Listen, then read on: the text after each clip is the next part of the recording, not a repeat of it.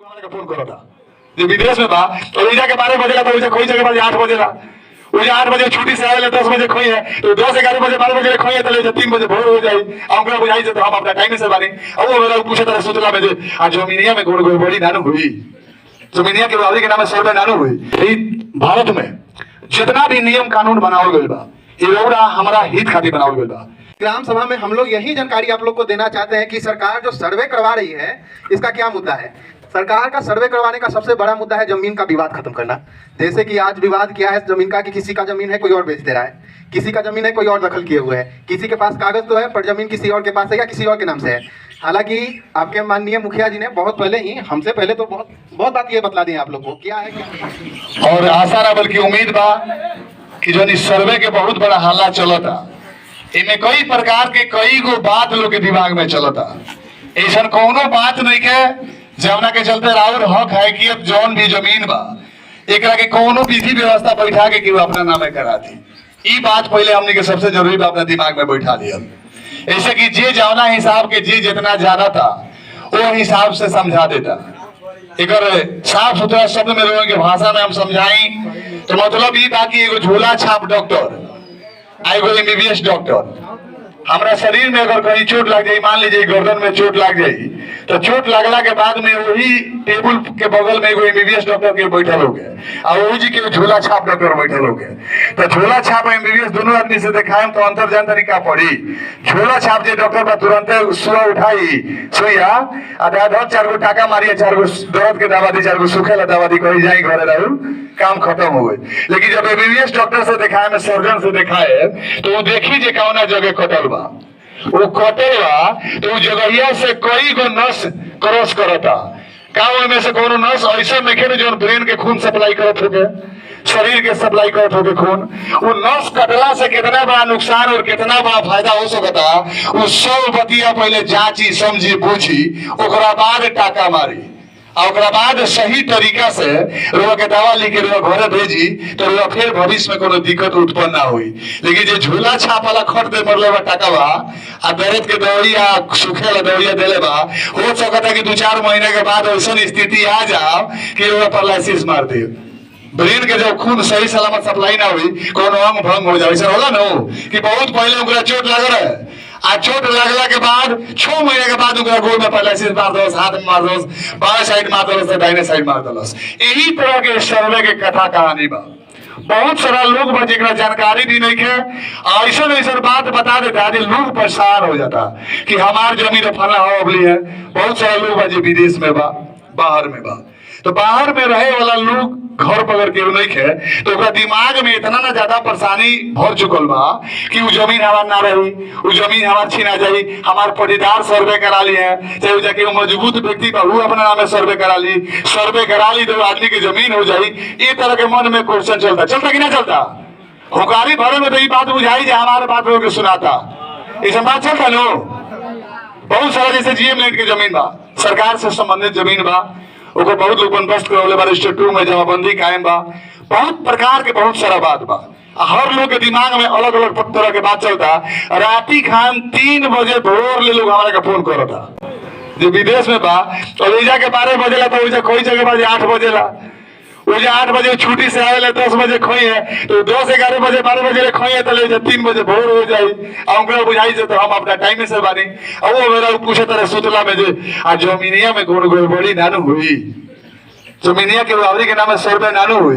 तो ये भी बात दोस्त मित्र हमनी के ही माध्यम से ये बात हो जाए पहुंचल ताकि सर्वे होता और हमनिए के माध्यम से ये बात पहुंचा दे केहू के घबरेला के जरूरत नहीं है। आज जितना सब लोग उपस्थित बा सर्वे से संबंधित स्टाफ इस तरह लोग एक हाथी उपस्थित बा कि राउर सर्वे जौन हुई उ के लेखन हुई ओई में कौन कौन कागजात चाहे कागज अगर वो लगे नहीं है तो ओकर का उपाय बा जमीन रउरा दखल कब्जा में बा तो का उपाय बा रउरा जमीन है राउर बला बस्ती के जमीन दखल कब्जा कर ले बा ओकर का उपाय बा जमीन हमारा नाम में चलत होके हमार के पटीदार जमीन धोके कब्जा कैले ओकर का उपाय बा पटीदार के जमीन होके हम वाला बस्ती में घर बना ले लोगी तो ओकर का उपाय बा। पहले जो सर्वे नंबर है मान लीजिए 16 आज के समय में सर्वे नंबर का डलाई एगो खाता में अगर 75 गो सर्वे बा तो ओकर का विकल्प बा। 1916 में सर्वे शुरू हो रहे 1919 में खत्म होई, ये 2024 में सर्वे शुरू होता है, कब खत्म होई एकर व्यवस्था का बा, ओकरा आ एकरा में अंतर का पड़ी। वंशावली जौन बनाओ बा वंशावली के मूल रूप तौर तरीका ओकर का होके के चाहिए। बहुत सारा लोग बा कि वंशावली के में एकदम परेशान बा और शपथ पत्र हमने के लिए से कर पाले दंड अधिकारी यानी कि एसडीओ साहब से होला ना, फर्स्ट क्लास मजिस्ट्रेट जाना कहल जाला। तो लोग के समझ में वंशावली के प्रारूपे नहीं है और जाकर शपथ पत्र बनवा ले, शपथ पत्र बनवा ले, टिकट लाग गई ऊपर बुझ जाए जे नोटिस पब्लिक के मोहर वर्जन विधि व्यवस्था पर सब लाग गई आ जौन जौन पर टाइप हो गई सुधार हो पाई। तो कोनो भी चीज के अगर हमरा बनावे के वंशावली के तो वंशावली के अगर मापदंड का होके के चाहिए वो चीज हमने के जाने के बनो। वंश वृक्ष जाना के कहल जाला कि खतियान केकरा नामे बा यानी कि रैयती के बा, रेतीदार के बा, जमीन के मालिक के बा, ओकरा से लेके अभी तक जीवित व्यक्ति जे बा उजे तक ले पहुंचावे के बा, ये न काम बा। तो ओजा ले पहुंचावे के बा ओकर काम मापदंड बा, कवना तरीका से करे के बा, केकर केकर नाम में रहल। अभी जरूर आ जाए सबके सामने आ जाए और कुर्सी निकालत रहो, कुर्सी निकाल रहो, हम बोले था नहीं के चलते सारा लोग आ जाओ तो सब लोग चली आई तो हम रोड आई यहाँ लोग के बीच में बाधा ना बने, यहाँ लोग के दिया जाए कि सही तरीके से सही बात अच्छा तरीके से नहीं। हम नेता आदमी पानी कुछ लसर फसर चली कहती कि सही तो सारा लोग समझे बात के। बहुत सारा जमीन बा जो खतियानी जमीन बा आज जमाबंदी ओकर कायम नहीं है। इस समय समस्या आई कि खतियानी जमीन के औरी के नाम से बा आज जौन रजिस्टर 2 बा जमाबंदी बा जमाबंदीदार जो बा वो के औरी के नामे बा। ये बहुत सारा समस्या बा, सारा समस्या के निदान आ जाए ऊपर, सारा समस्या के उपाय ही हमने के ढूंढे खातिर आज बैठल बनी से। आज कोनो कागज पत्र वाला बात नहीं है, खाली अगर कोनो समस्या बा ओकरा के पूछ ले होगा, कोनो समस्या बा ओकर निदान यहाँ लोग बता दे, नहीं उगताए के बा नहीं परेशान हो गए बा। रोने के आशीर्वाद से लगभग सिविल के काम जो होला तो हम ठीक ठाक जानी ले। तो ये तरह के दिक्कत परेशानी हुई तो हमरो से भी राय ऑफ टाइम में भी ले ले बा। ई नहीं के उगतावे के हऊ बात पूछत रहे हम ना पूछम तो हमार छूट जाई, अच्छा ये लोग ना बता पाई। तो समय हमने के लगे बहुत लंबा बा, ई सर्वे लंबा दिन तक चले वाला बा। ये नहीं के कि 10 दिन 15 दिन 20 दिन 1 महीना 2 महीना 4 महीना 6 महीना में इस सर्वे कंप्लीट हो जाई। आज जेकर नाम चढ़ गई ओकर हो गई, अगर जेकर छूट गई ओकर चल गई, ऐसा कुछ होखेला नहीं के। हमारा अपन पर्सनल विवेक बा ये बात पर कि कम से कम समय लागी तो 3-4 साल समय लागी ना 3-4 वर्ष समय लागी। और 3-4 वर्ष समय लगला के पहले हमारा अपन यहाँ से पूछ के नहीं बताओ तो हमारा अपन विवेक कर रहा बा। बाकी सही चीज यहाँ बताए कि जो अभी 100 डॉक्यूमेंट तैयार हुई आज सूचना दिया था, सूचना के बाद कौन कौन कागजात रुआ चाहिए उस सारा कागजात रुआ से मांगल जाए। जेकरा लगे कागजात नहीं के ओकरा के उपाय बता लीजिए काची काची रुआ लिखे दी उ ले आई। ओकरा बाद एगो डुप्लीकेट हमारा हिसाब से खतियान तैयार होके चाहिए। डुप्लीकेट मतलब फाइनल आ पहले वाला वो तैयार हुए हुए में जीवन हमनी के वोटर लिस्ट बनेला नो, चुनाव जब आवेला तो वोटर लिस्ट बनेला। तो वोटर लिस्ट जब तैयार होला तो मैं दावा आपत्ति के समय निकलेला कि कोनो अगर नाम बा जैसे 15 साल के नाम बा कि जुड़वा देला वोटर लिस्ट में तो हमारा वोट देला से नुकसान होके के बाद हम आपत्ति जताए। हम ही अगर कोनो नाम जोड़ले बनी और नाम नहीं जुड़ के आए तो वो हम क्या करें दावा करें कि वही नाम जो बात रहे के चाहिए नाम नहीं है।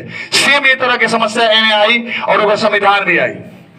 संविधान ये आई कि रुआ कोनो चीज जौन खतियान बनी तो उसमें अगर कोनो चीज छूटल बा चाहे गलत आदमी के नाम चढ़ल बा चाहे गलत रकबा चढ़ल बा चाहे गलत उनकर हक हकीकत चढ़ल बा तो उसमें दावा आपत्ति करे के भी समय आई, उस समय मिली वो मेरे दावा आपत्ति करे वो चीज के भी सुधार हुई। और सुधार भले के बाद कोनो जरूरी नहीं है कि पता ना चलल दावा आपत्ति ना भइल तो जौन गलती से चढ़ गई बा ओकरा नाम फाइनल हो गई। ऐसा कुछ होखे वाला नहीं है। एमे समय लंबा लगी। बहुत सारा लोग बजे विदेश बा, कोई आदमी कहता रहे का जी हम इजा कमा के का करे जब वो जाके जमीने जौन बात सब हमारे दूसरा के नामे हो जाई तो आराम से 2 महीने 4 महीने 6 महीना पहले घोल लोग 6 महीना साल भर आवरी का मास 2 साल अपन समय पूरा करके आवस ओकरा बाद भी सारा ऑप्शन हमनी के सलामत रही काम चलत रही। गलती की सही जो बात बोलो तनी समझ में आवता नो क्यों कोनो दिक्कत देखे नो कोनो तरह के दिक्कत आवे साउंड में भी गड़बड़ी हुई बोले में लगे और पातर करवा दी। ये बात हमने के समझ में आवे। बहुत सारा लोग बा जैसे बहुत विधि व्यवस्था लोग वंशावली बनावता तो अक्सर एगो काम करता, ये वंशावली जो बनता ओई में बहन के छोड़ देता, बहन के छोड़ देता। हमरा जहाँ तक जानकारी बा हिंदू लॉ में बहन के हिस्सा भी बराबर हो गइल बा, ठीक बा। आ मुस्लिम लॉ में 2 गो बहन के जितना हिस्सा होला उतना एगो भाई के होला, माने एगो भाई के 2 कट्ठा होता तो 2 गो बहन भाई से 1 कट्ठा मिला के 2 कट्ठा मिला के एक हिस्सा हो गइल। तो यही से संबंधित है। बाकी विशेष तौर से बहुत सिविल के बात बताने की जरूरत नहीं है, हमने के काम बा सर्वे से संबंधित। तो इससे बहन के हिस्सा भी देवे के बाकी ना दे और बहन ऊपर दावा आपत्ति करिए कि ना वो बात के काम बा। रोड़ा जो अपन वंशावली बनाओ तनी स्वयं बना के दे तनी तो वंशावली तबे न सही स्थापित हुई जब ओइ पर दावा आपत्ति ना करी। समझ रहे बात के? तो बहन के हिस्सा दियाई कि ना दियाई बात के काम बा, उड़ा की यहाँ के हिस्सा लिए कि ना लिए बात के काम बा। लेकिन उराउर बहन है वो दर्शावल बहुत जरूरी बा। जैसे नया जौन नियमावली चलता हमनी के जितना भी माता बहन बाड़ी सब केहू के जाति प्रमाण पत्र कहाँ से बनता? नैहर से बनता नो।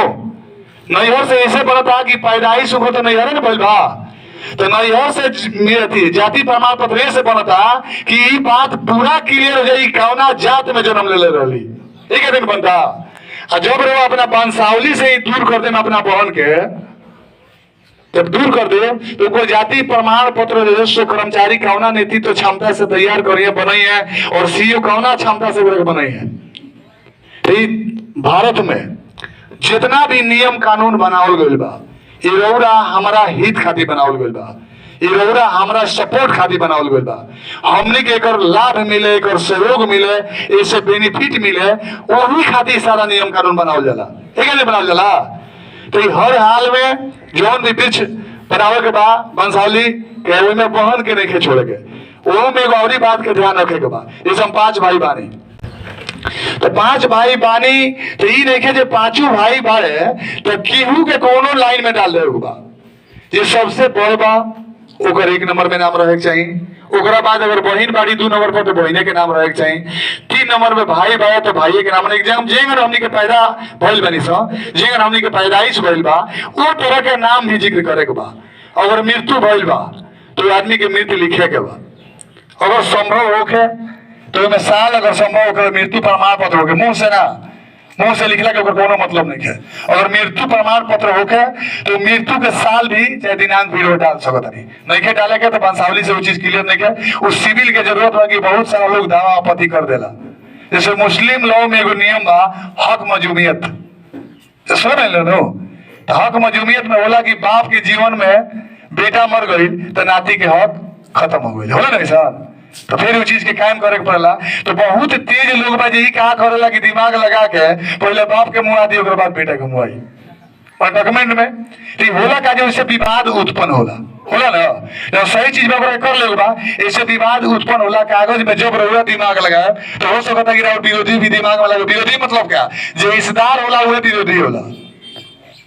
नफा नुकसान जगह से हो सकता उहे और हित चाहे दुश्मन बन सकता, दोसर केहू ना बनेला।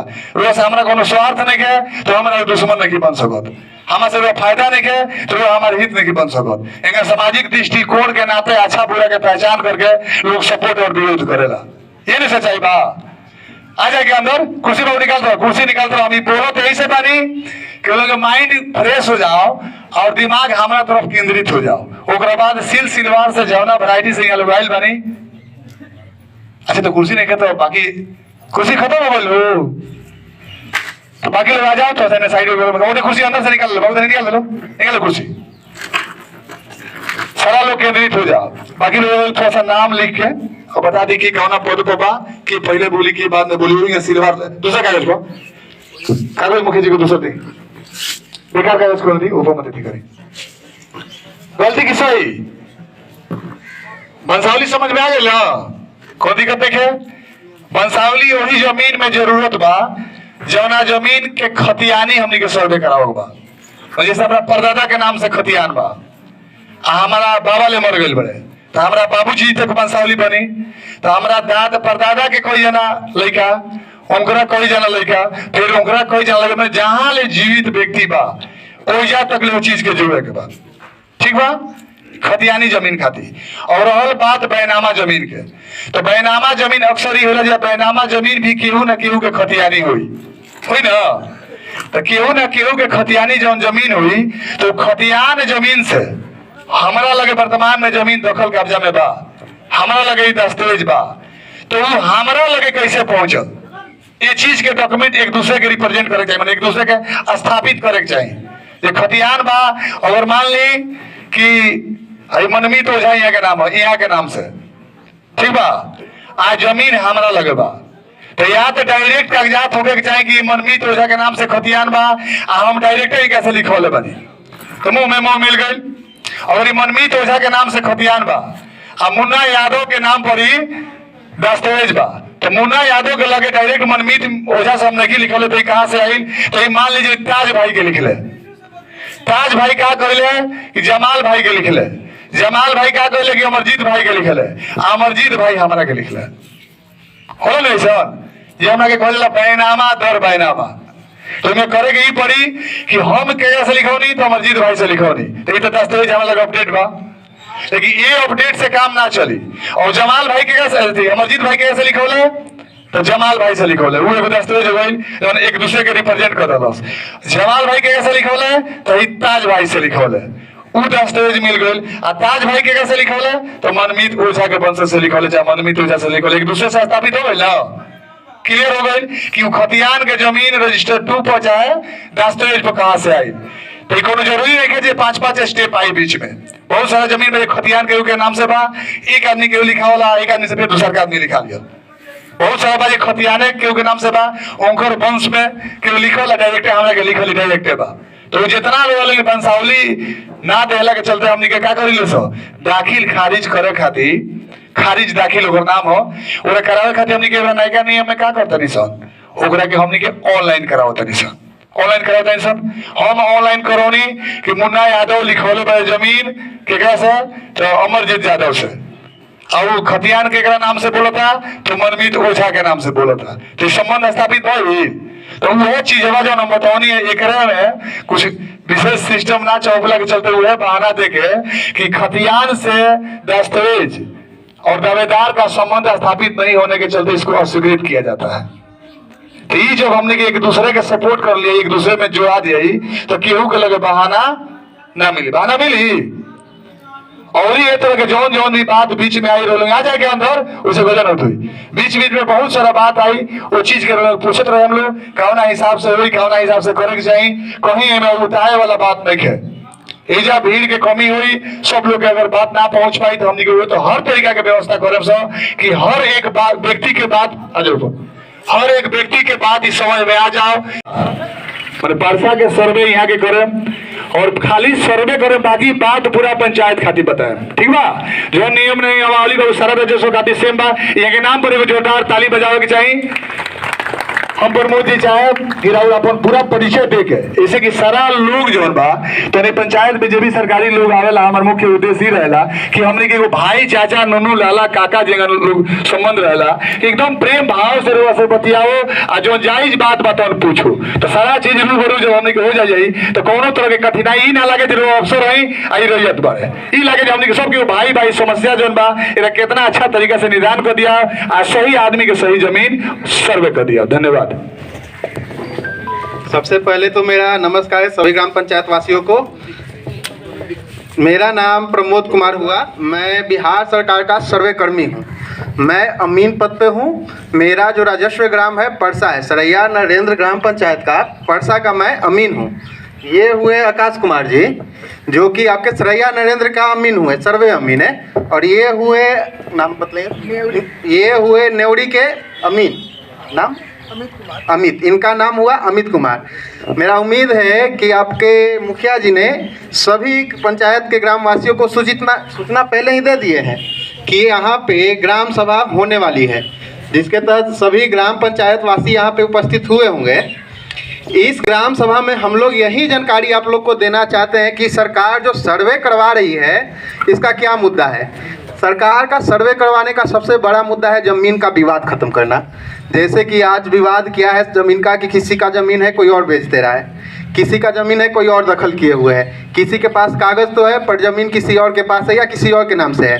हालांकि आपके माननीय मुखिया जी ने बहुत पहले ही, हमसे पहले तो बहुत बात ये बतला दिए आप लोग को क्या है क्या नहीं है, लेकिन हम जो है फॉर्मेटिक बात आपको बतलाएंगे कि ये सर्वे में क्या होने वाला है क्या नहीं होने वाला है। सरकार सर्वे करवा रही है, इसमें जो है नया खतियान बनेगा आप लोग का। पुराना वाला खतियान तो पुराना हो गया, वंशावली की जो ज़मीन थी अब आपके वंशज से आपके पास आया है, आपके पास कुछ खरीदार ज़मीन भी है, तो उसके अकॉर्डिंग अब नया वंशावली बनेगा। पहले जो प्लॉट था वो बड़ा प्लॉट हो गया, वो आज बट करके कई हिस्सों में बट गया है। उस प्लॉट का नया प्लॉट नंबर चढ़ेगा, नया नक्शा बनेगा।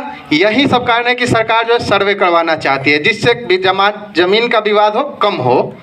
इसमें क्या है कि हम लोग सबसे पहले जो है आप लोग के पास आए सूचना देने कि आपके ग्राम में सर्वे का काम शुरू हो चुका है। अब इसमें करना क्या है कि हम लोग आपको बतलाएंगे, प्रपत्र 2 एक आता है फॉर्म, उसको भरकर आप लोग का जितना भी ज़मीन का विवरण है वो फॉर्म हम लोग के पास जमा करिएगा। वो फॉर्म हम लोग अपलोड करेंगे, बिहार सरकार के पास जाएगी, वहाँ से सरकार जो है हम लोग का मैप जारी करेगा। मैप लेकर के हम लोग के आपके गांव में आएंगे, सभी अमीन अपने अपने गांव में जाएंगे। सबसे पहले आपके गांव का जो 3 सीमाना है, जो बाउंड्री है, वो सीमा निर्धारित करेंगे आपके ज़मीन का।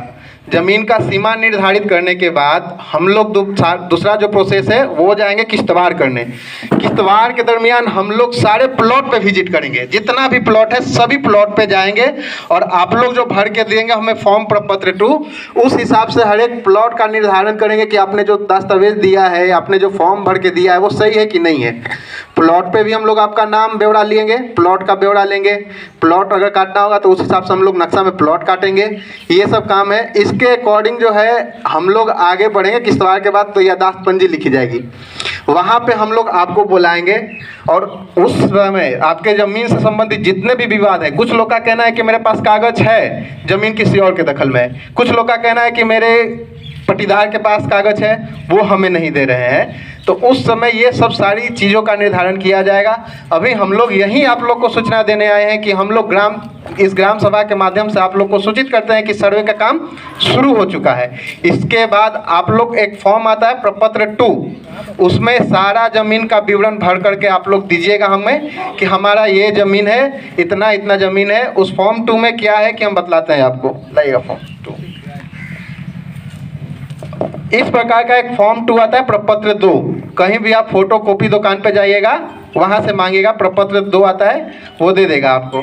इसमें जो है अपने रैयत का नाम लिखना है, अलग अलग अगर रैयत है तो अलग अलग नाम लिखना है, या फिर रिश्तेदार है तो सभी अपने एक ही नाम लिख लेना है, एक ही साथ में सभी का नाम लिखेगा रैयत का। उसके बाद अपना पता दीजिएगा, खाता नंबर भरिएगा और उससे संबंधित जितना भी खेसरा होगा खेसरा नंबर दीजिएगा, और आपके अपने अपने हक में जितना रकबा है वो रकबा डालिएगा, चौहद्दी डालिएगा, ज़मीन किस प्रकार का है वो डालिएगा। प्रपत्र 2 की बात कर रहे हैं उसमें, और जमाबंदी संख्या दर्शाइएगा।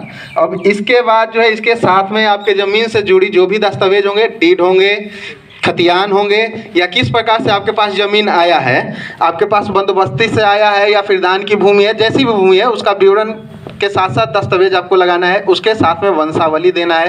वंशावली का प्रावधान क्या है कि एक फॉर्मेट आता है वंशावली का, 3A है वंशावली का फॉर्मेट। जो है बहुत लोग सोच रहे हैं कि हमको वंशावली कहाँ से बनवाए, तो इतना सोचना नहीं है वंशावली के बारे में कि कहाँ से बनाए। आप लोग अपने से एक वंशावली वृक्ष तैयार कीजिएगा।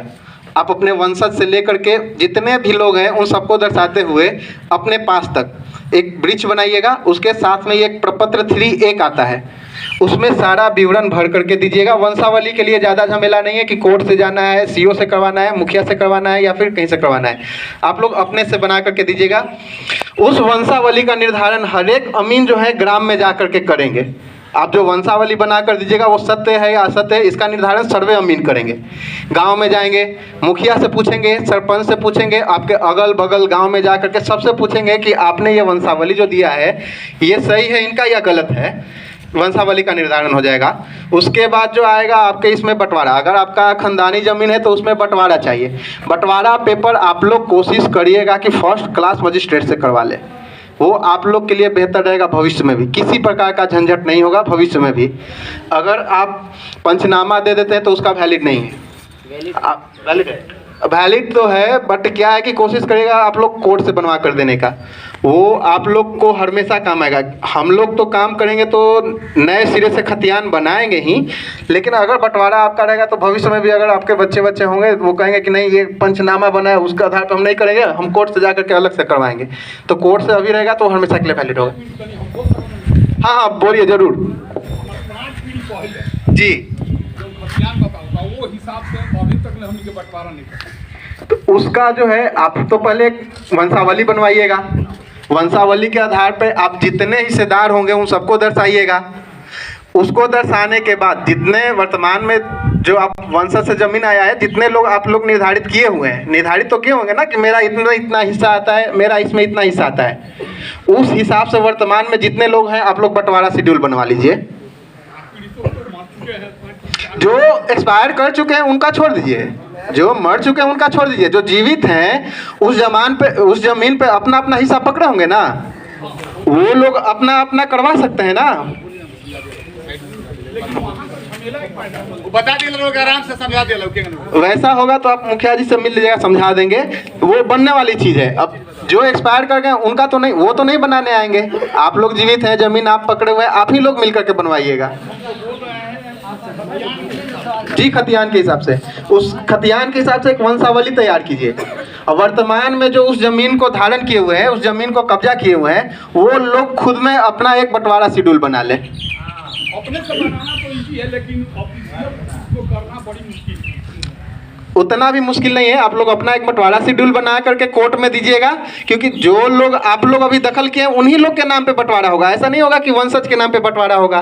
आप लोग जो अभी दखल किए हैं आप ही लोग के नाम पे बंटवारा चलेगा। मान के चलिए आपके परदादा छरदादा का जमीन हो, अभी तो आप पकड़े हुए हैं, तो बंटवारा आप ही लोग न करिएगा। बंटवारा आप मान के चलिए आप 3 दादा हुए, तीनों दादा का नाम दर्शाते हुए अभी जो उनके वंशज हैं वो जो जमीन पकड़े हुए हैं उन लोगों में आप बंटवारा पेपर करवा लीजिए। अपने से तो करना मैंने आसान है, लेकिन ऑफिशियल करना बहुत ऑफिशियल मतलब का समझ स्पष्ट कीजिए। आप ऑफिशियल से क्या कहना चाहते हैं? आप जो अभी बंटवारा पेपर दीजिएगा, वहाँ तक करना है, ये लोग मर चुके हैं। ऑफिशियल का मतलब कोर्ट। जैसे सबसे बड़ी चीज है कि जो मृत हो चुके हैं, तो इधर आपके बाबा दादा होगा, वहाँ पे तो जाहिर सी बात है वो मृत्यु प्रमाण पत्र खोजेंगे। हाँ, जो आगे की पीढ़ी है उनका तो नहीं होगा। अभी जो हम बात कर रहे हैं,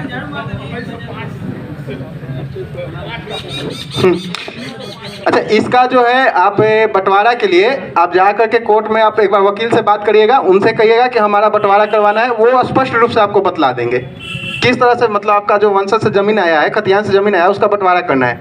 ये वकील आपको बेहतर ढंग से बतला देंगे कि क्या करना है इसका। हमारा जो संस्थाई है वकील से मिलना ही झमेला। अच्छा हम समझाते हैं रोगे, जैसे खतियान जगह नाम से चलता रोगा कहेंगे मतलब कोर्ट में दिक्कत बा, परेशानी बा, ओकरा खातिर 500 1000 के स्टाम्प वाले ले, जितना लोग हिस्सेदार बा खाता में वो सारा लोग के वृक्ष जो वंश वृक्ष बनाओ बा, वंशावली बना दे बा, केकरा में कितना खाता में कौना सर्वे में कितना कितना शेयर होता, एक दूसरे के समझ ले हुआ सबसे पहले, और सारा चीज क्लियर करके मुखिया सरपंच और 5 गणमान्य व्यक्ति गाँव के सिग्नेचर कर दिए हुए मान्य हो जाए।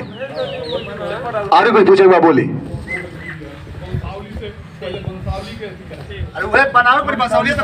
वंशावली तो मस्ट है, वंशावली देना पड़ेगा आपको। वही ना हम बोल रहे हैं, जितना आपका शेयर होता है उतना अपना लिख करके बाकी आप करवा लीजिए।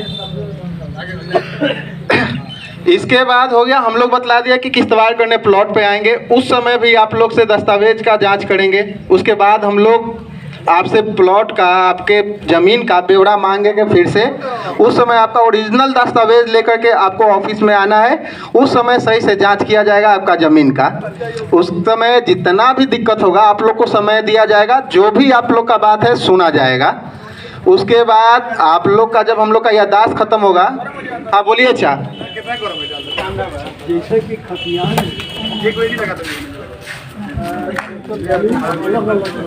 जी जी, जैसे खतियान में आपका जमीन था जी जी जी, हमारे बाबू 3 भाई, तीनों आदमी को दे दिया। अलग अलग?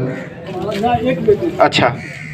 और 4 भाई थे हमारे दादा, उन लोगों का दे दिया है अलग। इसमें दिया है कब प्लॉट नंबर कितना अल्लाह के कब्जे। अच्छा।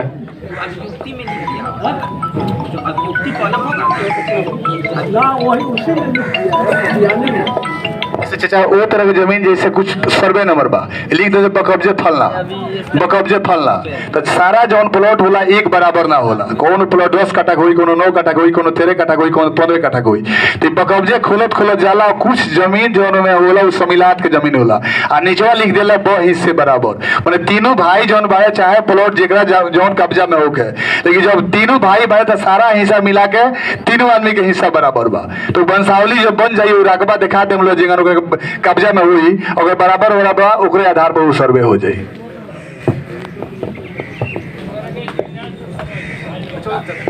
तो आगे आप लोग का यदि कोई सवाल है तो आप पूछ सकते हैं।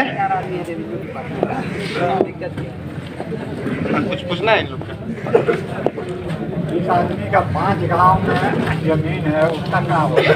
आपके 5 गांव के अमीन से मिलना पड़ेगा। 5 गांव के अमीन अलग अलग करेंगे। जी, सबका अलग अलग कर रहे हैं अमीन। एक ही रहेगा। जी, वंशावली एक ही रहेगा लेकिन सभी अमीन को देना पड़ेगा अगर वंशज का जमीन है तब। अगर इसमें बॉर्डर बदला जा सकता है कि नहीं? जी सर।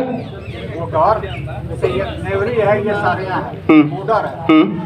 सारियाँ के आदमी का जमीन 60% 70% जमीन इस बॉर्डर में पड़ रहा है नेवरी में। तो वहाँ से काटा जाएगा सारियाँ का? जी नहीं नहीं नहीं, वैसा नहीं होगा। जिनका जिन मौजा में है वही मौजा में जमीन रहेगा। ये नियम है कि 60% जिस गांव का जमीन है उस गांव में उसको काटा जाएगा एरिया। नहीं नहीं, वैसा नहीं। जिसका जो मौजा में जमीन है वही मौजा में जमीन रहेगा, मौजा चेंज नहीं होगा। उसका एरिया काट कर दूसरे मौजा में नहीं लाया जा सकता है। जब हमारा 90% जमीन हमारा उस गांव में है और वहाँ के लोगों का 10% जमीन है तो पारसा में नहीं आ जाएगा। नहीं नहीं, वैसा नहीं आएगा। जबकि बॉर्डर पर है। बता देते जैसे खतियान कायम हुई था वो राजस्व गांव के नाम से मौजा के राजस्व गांव बा। जैसे अपना पंचायत में 3 राजस्व गांव अपना पंचायत में राजस्व गांव 3 गो बा, नेवरी, सरिया और परसा। हर जगह बॉर्डर ओकर बनल बा। तो वो जब चकबंदी शुरू हो, जब अगला प्रोसेस जैसे हमने के पंचायत कर जला के पंचायत करके हेमे से हेमे चल गए, हेमे से हेमे चल गए। ठीक बा। अभी जैसे एगो ताजा खबर भइल बा कि अपन सरिया नेवरी पंचायत के राजस्व गांव जो सरिया रहलो वो माधोपुर ओपी में रहलो और नेवरी और परसा बरौली में रहो। तो जब सरकार के आदेश आइल कि अंश भाग जौना मूल भाग जौना थाना क्षेत्र में हुई वही में अंश भाग के जोड़ दिए। तो अंश भाग कौन बोल बते अपन सैन्य पंचायत के नाम सरिया नरेंद्र। बहुत सारा लोग के क्वेश्चन हुई बात, ध्यान से सुन ले लो। राजस्व गांव सॉरी अपना पंचायत के नाम सरिया नरेंद्र का है बा। कितना लोग हमें आवाज उठा पहले नेवरी रहे फिर केन बोल के सरिया करवा दिया। केहू के करावला से ये सब चीज ना होला। सरिया नरेंद्र, नेवरी और पासा 3 गो राजस्व गांव बा। ये तीनों राजस्व गांव में जौना राजस्व गांव के सबसे ज्यादा जनसंख्या हुई वही नाम से वो पंचायत के नाम पड़ी। तो अपन 3 गो जो राजस्व गांव बा उनमें सबसे बड़ा गांव सरिया नरेंद्र जौना के नाम से ही सरिया नरेंद्र पंचायत बा। ओकरा बाद राजस्व गांव नेवरी बा और ओकरा बाद परसा बा। तो ये राजस्व गांव के नाम से सारा चीज क्लियर बा। उ जौन दूसरा राजस्व में और जमीन बा जो कहते बगल में जोड़ लोगे तो दूसरा राजस्व में एगो सर्वे हुई और रैयत जौन बाजी से रौरा जिंदा बानी तो रौरे नाम से खुली ओइजा के खतियान में बोली रसीद ओकरा लगे रोआ नाम से रही, ओकर जमाबंदीदार हुआ जमाबंदी नंबर रोआ नाम से रही, ओकर खाता रोआ नाम से रही, लेकिन वो अलग राजस्व खतियान रही ओई में वो चीज रही ना सरहद ना बदले। ओइमें बदले के बाद एगो चीज बदली सर्वे नंबर और खाता नंबर। और किन्हीं का कुछ सवाल है तो पूछ सकते हैं। माने बरौली थाना हम लोगों का है जी फॉलो बैक थाना बदले जी जी माधोपुर भरे या अभी 260 है भराई 260 बरौलिया भराई अभी हुए भराई जो भरा जब तक नहीं क्या तब तक अभी कागज पत्र में चलो अभी आई हाँ अभी वही चले अभी चाचा फाइनल चेंज नहीं क्या बज एक ही बज रिपोर्ट जी जी जी जी अच्छा, आपका हिस्सा बेच दिए हैं आपके पट्टीदार? अच्छा, वो जी मरुआ कहे के मतलब ई बखुदा बंटवारा हो गई और बंटवारा पर वो कायम बनी, रौरा कायम बनी वो चीज पर। तो रौरा जब कायम नहीं की तो कायम ना रह पाई है, तो रौरा उनकरा में बेच देनी, रौरा में बेच देनी, सिविल में चल गई। तो सिविल से संबंधित जितना मैटर बा, जौन जमीन पर ध्यान से सुन लो, जौन जौन जमीन पर सिविल बा या खतियान जब बनी दावा आपत्ति हुई, वो चीज के स्पष्ट ना करके बेचाराधीन करके ओकरा के रोक दिया, लेकिन ओकर सर्वे हो जाई, ओकर खेसरा नंबर जो रही क्लियर रही, बकब्जे जैसे पहले खोल दिया था लिखा जाता लो, वो चीज कलम के खाली रखल जाई। तो विचार में कई गो में पहल बा, सुनवाई भी करे के बा, ऊपर विचार भी करे के बा, ओकरा के देखे के भी बा, समझे के भी बा। अगर ये माध्यम से निपट जाए तो निपटा के क्लियर कर दी, आ ना निकली तो जैसे पहले ना लिखा था सब जमीन बटा जाए, कुछ जमीन समिलात लिखा जाए, तो वही तरह के हो जाए। हम समझ गए नहीं रौरा हम रौरा भाई 5 कट्ठा एगो प्लॉट हम ले लानी, 5 कट्ठा रौरा ले लानी, 5 कट्ठा हम कायम बानी, 5 कट्ठा रौरा तुर के में से थोड़े बेच देनी, तो हम रौरा में बेच देनी, हमरा बेच देनी, विवाद बढ़ गई। उ प्लॉट में केकर कितना शेयर मिले ओकर दावा करी, बकब्जे कौनो के नाम से कौनो खुली हो चाचा के बतावल गई। अंतवा में कुछ जमीन जब क्लियर करके अंत में हिस्स लिख देला कि वो यहीं से बराबर और सारा चीज करके क्लियर कर दिए रकबा से।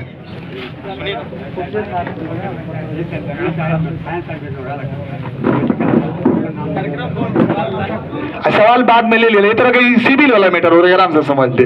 यहाँ लोग सब मिला जुला के सारा ट्रेनिंग लेके देखिल भाई, जौन समस्या बा निदान करके सर्वे करे आइल बानी।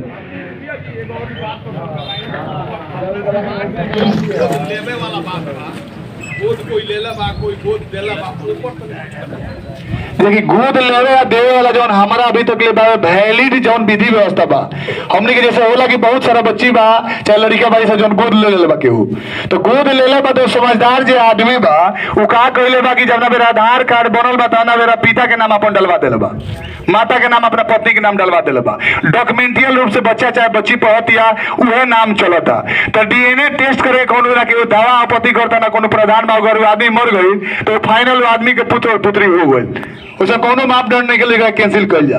रहल बात गोद के, तो गोद जौन बात तो डॉक्यूमेंटियल वैलिड चीज बा ना, तो डॉक्यूमेंट से संबंधित हमने के बात करे के बा, डॉक्यूमेंट से जौन चीज चलता वही पर हमने के चर्चा करे के बा और सर्वे से संबंधित ही बात करे के बा।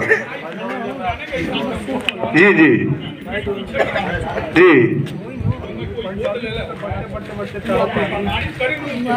3 पीढ़ी पहले के मतलब जो 30 या 90 कम से कम 80 सालों के उम्र हुई, तो आदमी मर गए जो गोद ले बा, उनकर बच्चा के नाम में जगह गोद ले ओकरा बाप के नाम का लिखाइल बा, बाप के नाम कुछ लिखाइल है कि गोद लेके छोड़ दिए, छोड़ दे बड़े ऐसे कैसे, चलिए बाद में बात ऐसा ना होला। अगर हम कोनो बच्चा के गोद ले बनी तो हम पिता बन जाए, हमारी पत्नी मातारी बन जाए, वही डॉक्यूमेंट में चल लगी, और जब मर गए तो डीएनए टेस्ट हुई ना, बात खत्म, हिसाब से बात है। चलिए आगे बढ़ा जाए।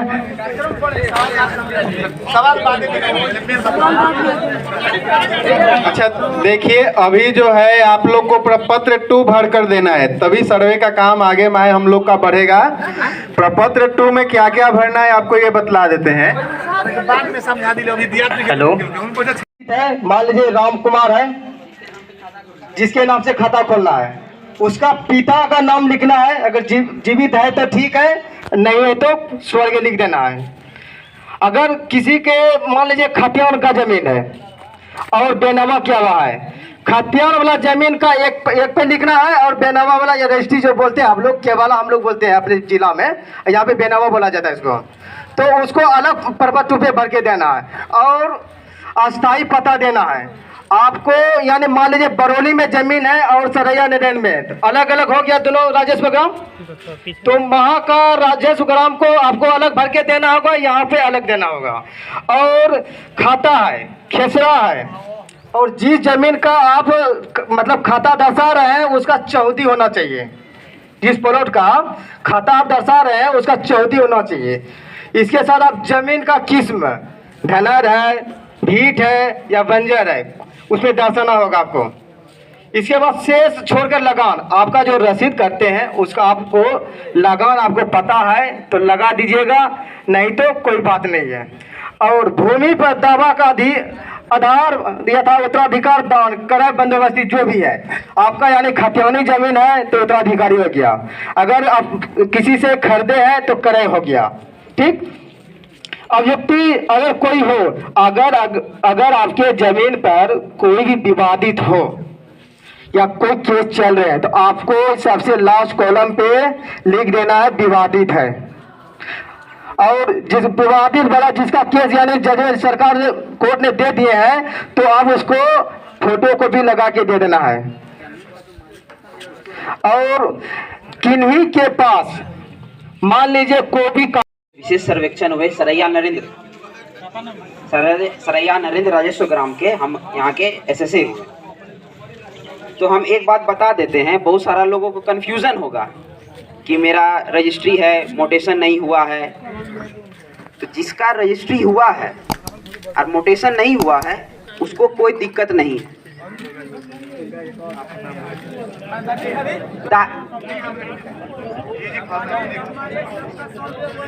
अरे जौन हमनी के लगे दस्तावेज बानू बैनामा जमीन लिखवले बनी सन और रसीद कटाई ले सो, तो रसीद कटाई ले सो तो जमा तनी सो, तो टैक्स देला से राउर जमीन हमार हो जाई।